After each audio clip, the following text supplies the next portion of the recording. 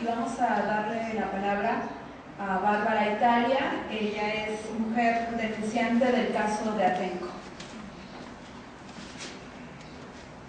Gracias, buenas tardes por estar aquí a todos y a todas. Para mí es muy grato estar aquí charlando un rato con ustedes, las compañeras aquí en el panel. Yo soy una mujer de 47 mujeres que fuimos aprendidas en los operativos del 3 y del 4 de mayo de 2006. Para nosotras ha sido muy duro estos 4 años buscando justicia y creyendo firmemente que nosotras a través de la denuncia que estamos haciendo, no solamente en los términos jurídicos, sino también de presentarnos a este tipo de foros, hablando con la gente de a pie, de a todos los días, en escuelas, en universidades, en organizaciones de militantes, etcétera, poder hablar sobre lo que ocurrió en Atenco para romper el círculo de la impunidad. Y esto quiere decir lo siguiente: para nosotras, nos dijeron muchas veces los policías mientras nos torturaban que nosotras no debíamos estar ahí, que nos estaban castigando, ¿no? Nos estaban castigando por ser solidarias y nos estaban castigando por ser parte de un movimiento. Entonces nos decían que nuestra tarea era lavar los platos, cuidar a los hijos, alimentar a nuestros maridos, y que como no estábamos haciendo justamente eso esa mañana, por eso nos estaba ocurriendo eso. Es una traducción porque las frases eran soeces y por demás, bueno, me entienden. Y en ese sentido nosotras hicimos un ejercicio muy interesante desde la cárcel. Nosotras la mayoría no nos conocíamos, más bien no nos conocíamos, y cuando tuvimos oportunidad de mirarnos a los ojos, la mayoría de las mujeres veníamos cubiertas en los rostros, muchas mujeres traían incluso no sé, telas en los ojos, mordazas, algunas, y bueno, pues para reconocernos ya en el penal, bueno, pues hicimos un ejercicio bastante importante para este proceso, que fue intentar verbalizar lo que nos había ocurrido.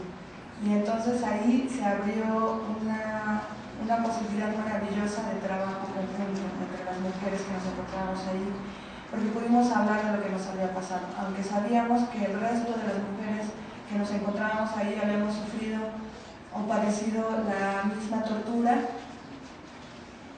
Había sido importante hablarlo, ¿no? Y mirarnos a los ojos y reconocernos.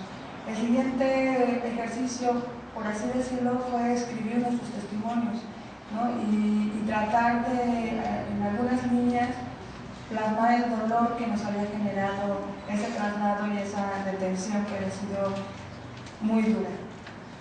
Cuando estas cartas, después del aislamiento, logran salir del penal y se empieza a escuchar en medios de comunicación y mucha gente comienza a hacer nuestra voz, porque nosotros no podíamos hablar desde dentro del penal, ocurrió algo, yo creo que inédito, porque se estaba hablando de la tortura sexual de más de 20 mujeres en un operativo de control de población que estaba concertado por los 3 niveles de gobierno, por el federal, el estatal y el municipal, donde habían participado personajes muy importantes de la política en México, pero también personajes bastante escabrosos como Wilfrido Robledo, con un negro pasado en la Policía Federal Preventiva.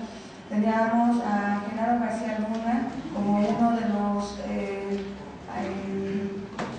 actores principales de estos operativos. Y entonces, bueno, pues todo se vio más claro. Se vio más claro porque se enturbeció todo, pues, ¿no? Entonces nos llamaron mentirosas, nos llamaron locas, utilizaron los medios de comunicación para descalificarnos, no una vez ni 2 veces, ¿no? Fueron alrededor de 2 semanas en las que se nos acusó a nosotras de violencia, de violentas, se nos acusó a nosotras de revoltosas, macheteras y todos los descalificativos que pueden generarse en torno a eso. Para nosotras, el que nos llamen revoltosas o macheteras podría ser un sinónimo de dignidad. Y nosotras nos llaman las mujeres de Atenco. Muchas de las denunciantes no provenimos de San Salvador Atenco, sin embargo nos sentimos emocionadas y nos sentimos privilegiadas que nos llamen así, porque ha sido un pueblo que organizado ha podido vencer un proyecto tan importante como el proyecto del Aeropuerto Internacional de la Ciudad de México y recuperar sus tierras. Para nosotras ha sido un privilegio, y aunque en ese momento la policía, los medios de comunicación intentaron criminalizarnos, no importó, nosotras seguimos con nuestra lucha de denunciar y de que se escuchara nuestra palabra, lo que nos había ocurrido durante los operativos limpios, impecables que decía Peña Nieto. Se nos acusó de que nosotras teníamos muchas visiones. La utilización de instrumentos para la tortura sexual fue muy evidente. Muchas mujeres sufrimos penetración con objetos que jamás supimos cuáles fueron, hubo muchos desgarres, etc. Todo esto nos dijeron que lo habíamos realizado nosotras mismas, nos habíamos dañado nosotras mismas con una estrategia insurgente, ¿no?, para acusar al Estado de lo que nos había ocurrido. Y hay una frase muy interesante, indignante para nosotras, y ha sido como motorcito para seguir haciendo trabajo de denuncia, que fue una frase que dijo Wilfrido Robledo los primeritos días de nuestra detención, y decía algo así como que lo que nosotros estábamos diciendo era una mentira, porque ninguna mujer que le hubiera ocurrido lo que nos decíamos nosotros que nos había ocurrido se atrevería a decirlo públicamente. Y entonces esto quiere decir que el Estado, en esta metodología del terror, del uso de la tortura y del uso de la presión política para callar a los pueblos y para romper los procesos organizativos, pues cuenta con que con la tortura sexual existe un sesgo cultural tan importante, tan profundo, que las mujeres guardan silencio. Y entonces comenzamos a preguntarnos qué tan sistemática es este tipo de violencia contra las mujeres que se organizan, ¿no? Entonces empezamos a platicar con otras mujeres, empezamos a caminar en esta denuncia, hablando en foros como estos, y entonces era muy repetitivo que al final de la charla nos encontrábamos a compañeras que desde los 70s, 80s y en diferentes movimientos habían sido torturadas sexualmente, pero jamás se denunció, ¿no? Y entonces yo creo que es importante el abordar estos temas. Es muy importante que hoy nos abran este espacio y podamos hablar que el Estado mexicano tiene una herramienta casi infalible, que es la tortura sexual, que es muy difícil de abordar, que se habla muy poco y que destruye movimientos, pueblos, familias y personas, sobre todo mujeres. Y entonces el estar aquí, el poder mencionarlo, el poder hablarlo, rompemos la impunidad, porque ellos nos quieren calladitas, que no comentemos nada de lo que nos ocurrió, rompemos esa barrera, ¿no?, y nos curamos también.